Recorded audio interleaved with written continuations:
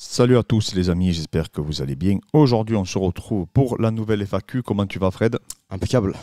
Tout d'abord, les amis, pensez à vous abonner, pensez à nous mettre en commentaire s'il y a des sujets en particulier que vous voulez qu'on aborde et on le fera avec grand plaisir. Les amis, on a pas mal de questions sur la préparation physique qu'on va aborder. On en a sélectionné quelques-unes que je trouve pertinentes.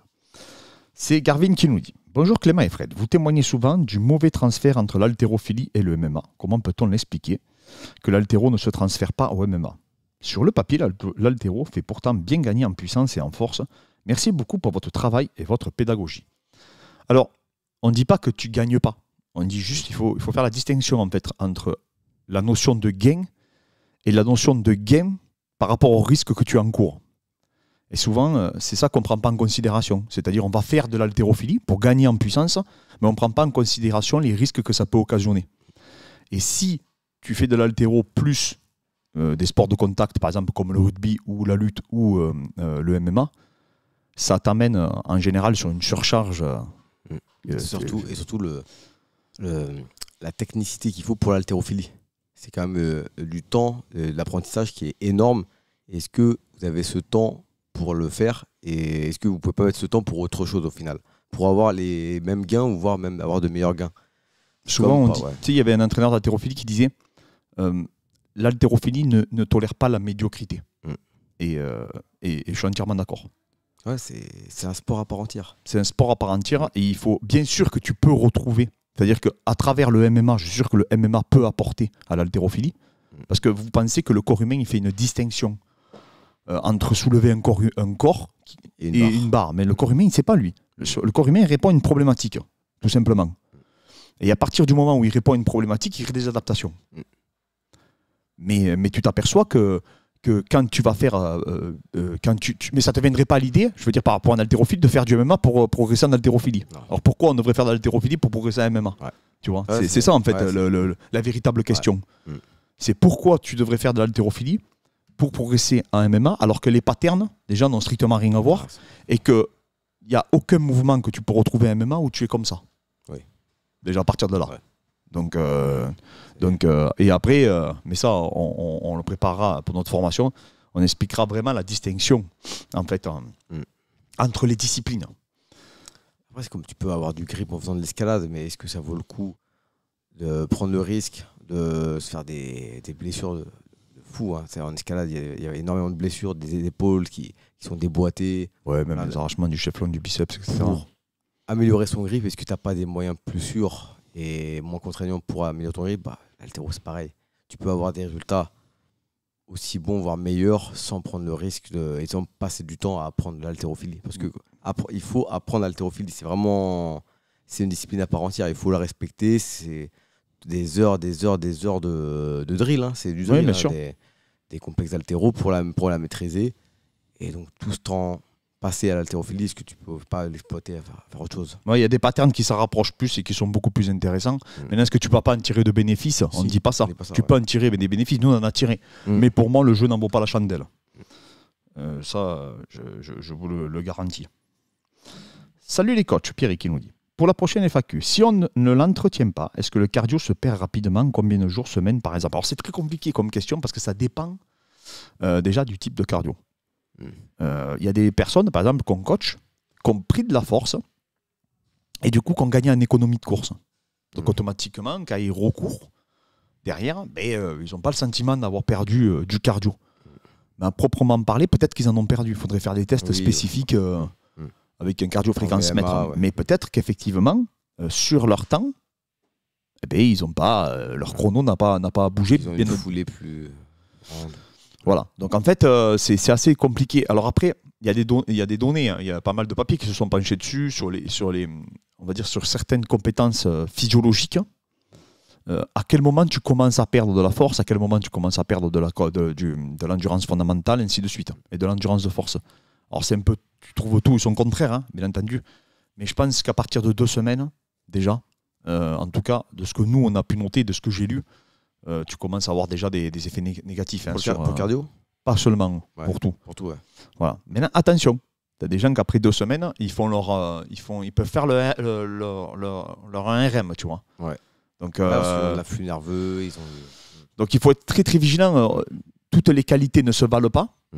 Hein, et toutes les qualités ne répondent pas du tout de la même manière, en fonction du repos, en fonction de la vie, en fonction aussi. Et quand tu dis je ne l'entretiens pas, ça veut dire quoi aussi? Est-ce que tu fais quelque chose d'autre à côté? Ça aussi, c'est des questions qui méritent d'être posées. Parce que souvent, on va dire, par exemple, le mec qui court pas, mais qui va faire du tennis pendant 2 semaines, il court. Oui. Tu vois, comme je dis, le corps ne fait pas de distinction. Qui fait du paddle ou qui fait, oui, bien sûr. Tu te déplaces, tu bouges. Et donc lui, le corps, il fait pas de distinction. Il sait pas qu'il va faire un footing. Maintenant, c'est sûr que l'intensité risque d'être la même, bien sûr. Ouais. On dit pas ça. Hein. Après, dans tous les cas, si tu ne fais rien, dans tous les cas, bien sûr, tu vas perdre ton cardio. Il suffisait de rien faire pour garder son cardio, tout le monde aurait un cardio illimité. Hein. Ah oui, mais complètement. Et tu vois, hier, j'avais un élève qui me disait, j'ai fait mes tests, Clément, depuis que je suis avec toi, j'ai fait mes tests sur le développé couché, j'ai perdu en développé couché. Et lui, il fait des sports de combat. Ouais. J'ai dit, mais ton but, c'est quoi?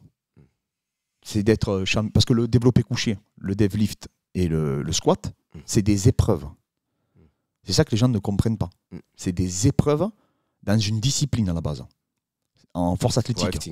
Voilà, ou en powerlifting. C'est pas en fait, c'est les préparateurs qui ont utilisé ça pour avoir un feedback. Ouais. Mais des feedbacks, tu peux en créer toi-même. Oui, tu peux créer tes propres outils de feedback en fonction de ta discipline. C'est devenu les feedbacks les plus connus. C'est des feedbacks qui sont connus, mais moi, mon but, c'est pas de faire de toi un champion de force athlétique. Mon but, c'est de faire de toi un combattant athlétique et pas le champion du basic fit du coin en développé couché. Ça, je m'en contrefous. Après, il y a un côté aussi rassurant pour la personne d'améliorer son développé couché. C'est plus le côté psychologique, le fait de se dire j'ai gagné en développé couché, j'ai gagné en puissance, du coup, je suis en meilleure forme, mais pas forcément. Tu peux gagner en développé couché et perdre sur tous les autres aspects derrière. Oui, on en a vu ici qui ont gagné en développé couché, hein, que ce soit en endurance de force ou sur leur 3RM par exemple, et qui ont perdu en puissance de frappe quand on l'a mesuré avec des accéléromètres ou avec le capteur de puissance. Donc c'est là où il faut être vigilant. Est-ce que tu veux frapper plus fort ou est-ce que tu veux être meilleur au développé couché? Est-ce que tu veux courir plus vite ou est-ce que tu veux être meilleur sur ton back squat, et ainsi de suite. Donc en fait, il faut avoir toujours cette notion de transfert. Est-ce que ça peut t'apporter? Certainement. Mais c'est toujours pareil. C'est pour ça qu'il faut individualiser. Maintenant, si tu me dis, attention, j'en ai qui me disent, coach, moi j'aime bien les tractions, j'aime bien les dips, est-ce que je peux l'intégrer dans mes séances? Ça, c'est autre chose. Parce qu'après, c'est un besoin. Et il faut que l'entraînement soit ludique aussi également. Ouais. Tu ne peux pas le négliger cet aspect-là, parce que c'est l'adhésion le plus important dans la préparation physique. Surtout pour durer. Exactement, c'est ce que je dis toujours. Si tu ne crois pas en ton programme d'entraînement, ça va être... prends pas un minimum de plaisir quand même. Voilà, ça va être extrêmement difficile de durer dans le temps. Ouais. Le plus important en préparation, c'est l'adhésion. C'est croire en ce que tu fais. Peu importe ce que tu vas faire. Si tu crois en ce que tu fais, tu vas tenir sur le court, moyen et long terme. Tout simplement. Et en premier, tu dois adhérer. Et après, derrière, et bien sûr, tu vas faire du spécifique en fonction de tes objectifs, de tes problématiques et tout ce qui s'ensuit, de tes leviers, etc. Mais si tu ne crois pas en ce que tu fais, si tu ne crois pas, alors si tu es coaché à ton coach, etc., il y a sa méthode, à sa vision, à sa posture, à sa sensibilité, ça peut devenir très complexe. Et comme pour les sports de combat, c'est pareil. Hein, si tu ne crois pas en ton coach, qu'il soit bon ou pas, dans cours, tu seras là sans être là. Exactement. Je veux dire, tu n'arriveras pas à assimiler, si tu ne crois pas au coach qui donne le cours, le même cours, la même personne qui va croire en cette même personne va progresser 10 fois plus. Parce que lui, juste le fait d'y croire, son cerveau il va être focus, il va absorber ce qu'on lui dit. Et alors que le fait d'aller dans un cours sans y croire, tu fais acte de présence. Oui. Et la croyance permet l'assimilation. C'est tout.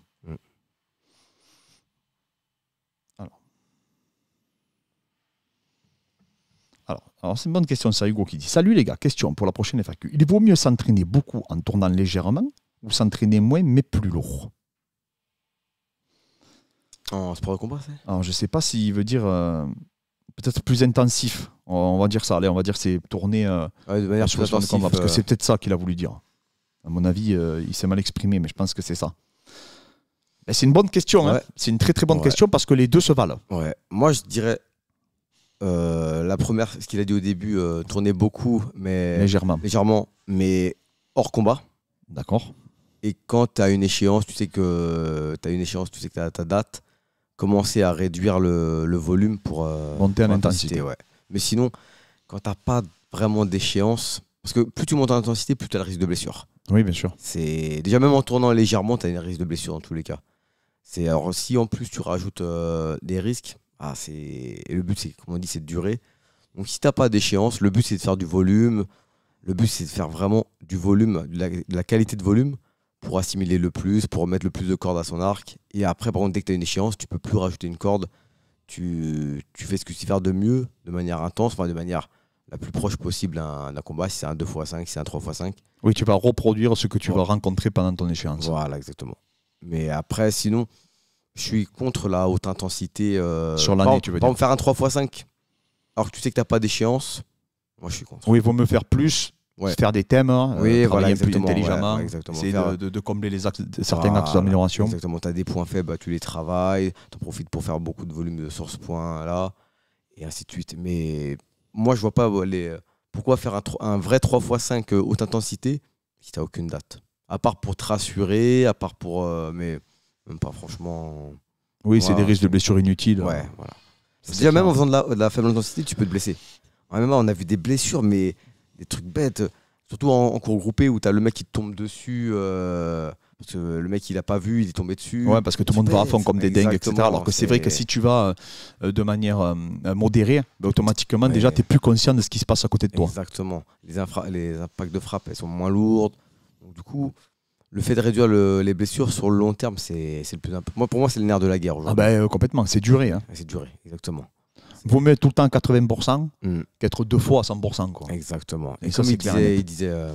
c'était Firas Zahabi qui disait, tu peux faire c'était James Toney qui a été champion en faisant un vrai sparring tous les jours. Il faisait ses 12 rounds, allez, 3-4 fois par semaine, il faisait 12 rounds à fond, comme un vrai combat.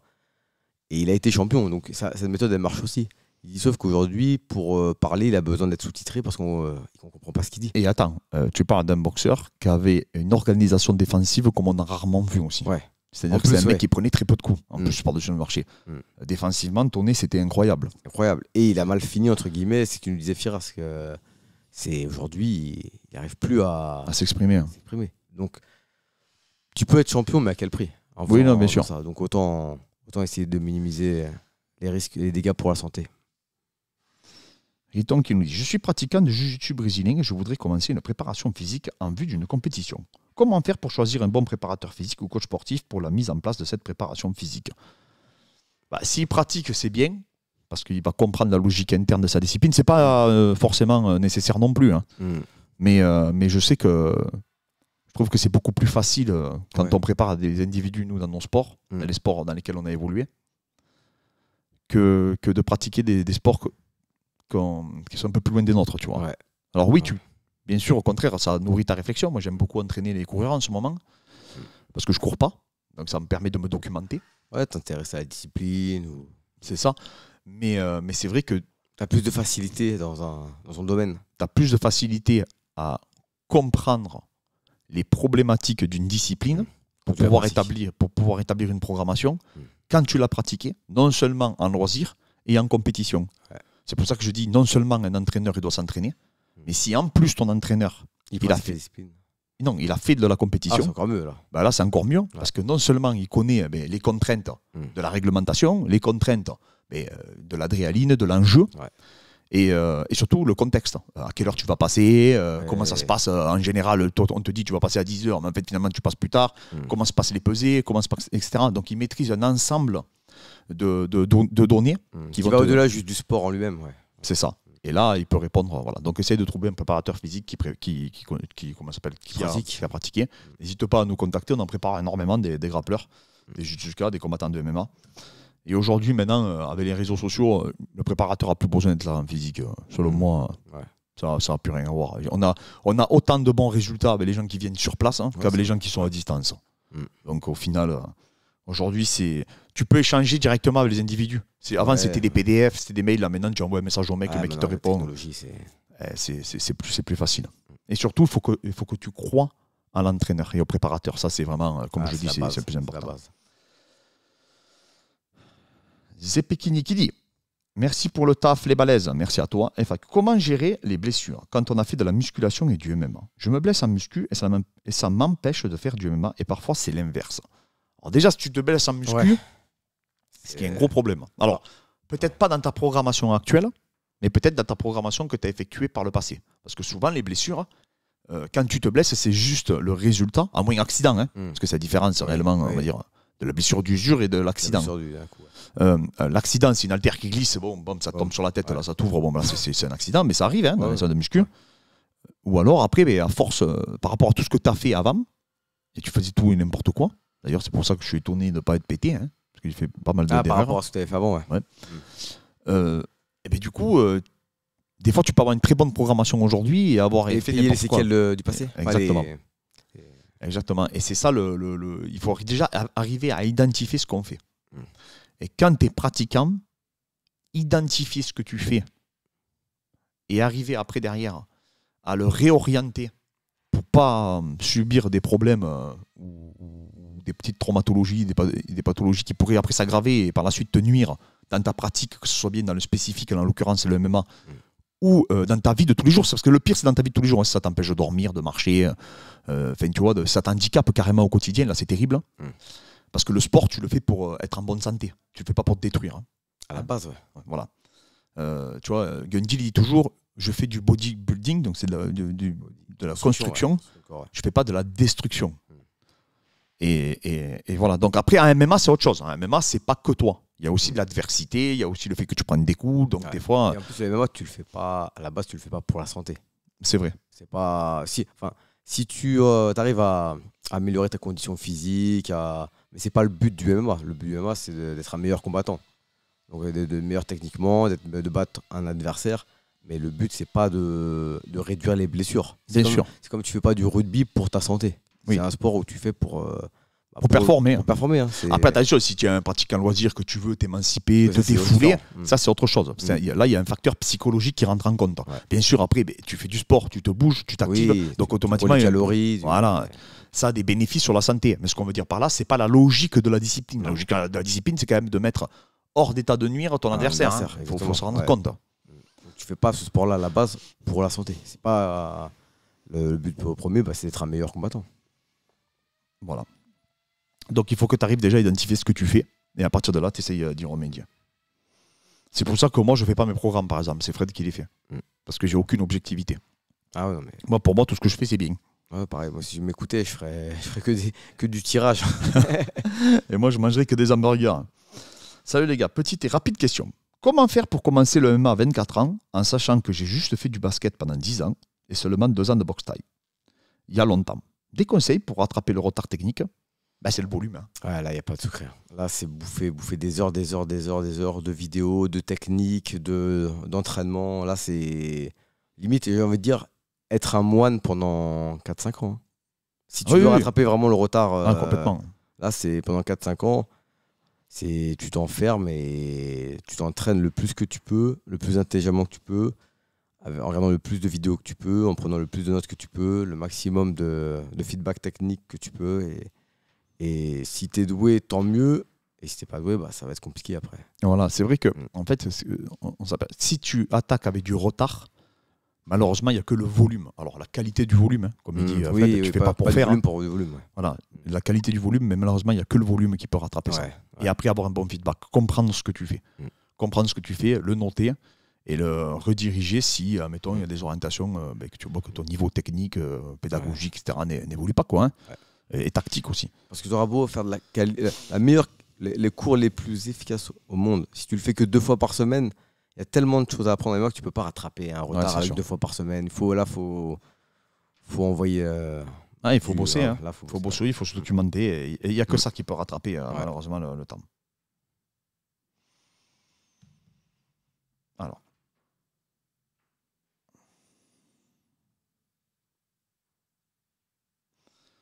J'ai plein de questions, j'essaie de savoir parce que j'ai perdu celle que je voulais.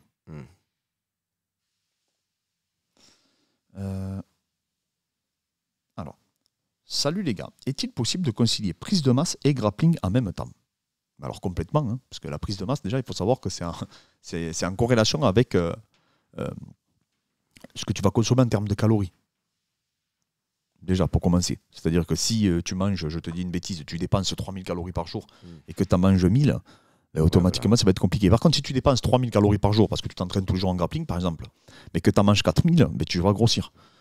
En tout cas, il y a de fortes probabilités que tu grossisses. C'est quand même plus compliqué. C'est quand même plus compliqué de prendre de la masse avec du grappling que sans grappling. Ah non, mais complètement. De toute façon, du moment que tu as une dépense énergétique, ouais, voilà. Donc, quelle que soit la dépense, tu vas avoir plus de difficultés. Par contre, je peux te certifier que si tu fais pas mal de grappling, que tu forces, que tu fais de la lutte, etc., tu vas te développer, mais vraiment quoi. Si tu consommes suffisamment de protéines, voilà. Après, si tu manges des McDo tous les jours, c'est sûr que tu vas pas te développer comme tu le souhaites. Mais en tout cas, sache que, comme je dis, le grappling, c'est de la musculation avec un corps humain qui bouge, qui se déplace. Donc ça, il faut vraiment s'en rendre compte. Et j'ai l'impression des fois qu'on ne s'en rend pas forcément compte. On mélange un peu tout. Maintenant, c'est sûr que le travail que tu vas faire en dissocié, par exemple avec des charges additionnelles des machines, permet de mieux isoler. C'est là la différence. Et de vraiment cibler un type de travail. Parce qu'effectivement, en grappling, c'est très difficile de cibler un type de travail. Parce que tu dépends de l'adversaire. Par exemple, il y a des combats où peut-être tu vas travailler la force max, on va dire en répétition. Peut-être des combats où tu vas travailler l'endurance fondamentale parce que tu vas alléger, parce que le mec n'est pas très bon, et ainsi de suite. Mais tu choisis pas au final. Ouais, tu choisis rarement. Et en fait, c'est ça aussi qui est un peu, un peu handicapant pour le développement athlétique. Maintenant, tu as des mecs qui font que ça et qui ont des physiques incroyables. Hein. Après, c'est bien sûr que c'est pas optimal pour prendre de la masse. Hein. C'est pas. Tu vois, je crois le Géorgien là. Il y a un Géorgien qui est connu en lutte là. Je sais plus, il est imprononçable son nom. Il fait 98 kilos, le mec, il est incroyable. Incroyable. C'est un mec qui peut aller à l'Olympia presque. C'est un monstre. C'est un titan. T'as des mecs qui ont des génétiques de malade, genre Romero. Ah oui. Et je serais même pas étonné qu'il ait jamais soulevé une haltère. Hein. Oui, non, mais je pense qu'il faisait un peu de physique. Contre, on vous le dit, par exemple, si vous voulez prendre de la masse, et vous avez du mal à prendre de la masse, c'est pas le grappling. Ah oui, non, mais là, c'est pas faire du grappling pour prendre de la masse. Hein. Non, c'est sûr. Vous faites du grappling parce que vous aimez ça et que vous voulez pratiquer. Voilà. Est-ce que ça va t'handicaper pas forcément. Est-ce que ça va te. Comment ça s'appelle? Est-ce que ça peut te freiner? Oui, bien sûr. Mais voilà, de toute façon, du moment où tu vas. Brûler des calories, automatiquement, ça va être un peu plus difficile de prendre la masse musculaire. Ça, c'est clair et net. Donc, voilà. Fred, est-ce que tu as un sujet que tu voulais aborder? Sur la prépa physique ou sur le sport de combat? Tu vois, j'ai une autre question aussi, si tu veux, sur le cutting. Salut les gars, pourquoi, selon vous, le cutting n'est pas interdit et durement réglementé? Est-ce que cela pourrait changer dans l'avenir? C'est compliqué. Du moment que tu as des catégories de poids, mis à part en IBJF qu'ils ont réussi à le contrecarrer. Mais ce qu'il y a, c'est qu'en IBJF, ils en ont rien à foutre de disqualifier un mec. Ouais, c'est pas pareil. Il y a 2000 compétiteurs. Donc en fait, on vous explique, IBJF, c'est le jiu-jitsu brésilien. Nous, on est arrivé à Los Angeles. Ils te pèsent. Juste avant le combat. Avant le combat. 10 minutes avant. Ouais, même pas 3 minutes. Tu te pèses. T'es pas au poids, tu dégages. En fait, tu peux courir 2 minutes, mais tu dégages. Donc voilà, il n'y a pas de cinéma. Par contre, imaginez-vous, ça arrive à MMA, ça. On voit Dobronx Gage, qui n'était pas au poids de 100 grammes. Il arrive, il se pèse 100 grammes de trop. Tu fais quoi? C'est le main event. Tu dis, tu repars chez toi. Le public, il devient fou. Il fait une révolution. Il casse 600 balles leur place. Il casse tout, le mec. Donc en fait, c'est là où c'est problématique. Et donc en fait, tu es obligé de faire une pesée. Donc il faudrait, je suis d'accord, repeser le lendemain. Un peu comme ils font le One FC. C'est un bon compromis. C'est bien ça. Tu peux pas reprendre. Plus que tu as une limite de poids que tu peux reprendre. Mais effectivement, de remettre une pesée le lendemain, il y en a des mecs qui vont louper encore. Et s'ils loupent, on est mort. C'est-à-dire qu'il y a plein de combats qui vont tomber à l'eau, c'est terrible. Alors en IBJF, c'est pas grave, parce que comme c'est des tournois, et que des fois tu as 70 mecs dans la même catégorie, et s'il y en a 10 qui passent pas, tout le monde passe en général, mais s'il y en a 5 ou 6 qui passent pas, c'est pas très grave, tout le monde s'en fout. Mais par contre, si tu dois te reposer à MMA, tu peux pas le faire. À MMA, tu as 24 compétiteurs sur la soirée. En jiu-jitsu, c'est ce que tu as sur 10 minutes. Qui loupe, déjà, ça fait 4 combats loupés. Non, tu peux pas. Et c'est ça le plus gros problème. C'est ça le plus gros problème aujourd'hui. C'est parce que c'est un show, tu as quand même du public, tu as une carte. C'est pas un tournoi. C'est pas un tournoi, donc automatiquement, c'est assez compliqué de. Moi, je pense pour que ça change, parce que pour répondre à la question, est-ce que ça changera un jour? Faut qu'il y ait 1 ou 2 morts dans un sauna. C'est déjà arrivé. C'est déjà arrivé. Non, Fred, ça a changé. C'est arrivé, du coup, le One a changé. Oui, il a changé, mais je veux dire, à l'UFC, le jour où il y aura 1 ou 2 morts, je pense qu'ils feront quelque chose. Mais tant qu'il n'y a pas ça, c'est triste. Non, c'est terrible. De toute façon, c'est terrible. C'est terrible. De toute façon, à chaque fois, malheureusement, c'est quand il y a eu un incident que derrière, il y a eu des sanctions et une réglementation qui a changé. Voilà. Donc voilà les amis, merci à tous encore pour la force, on vous remercie du soutien et n'hésitez pas à poser vos questions sous la vidéo pour la prochaine FAQ qui aura lieu la semaine prochaine et on vous dit à très bientôt les amis. Merci encore à tous.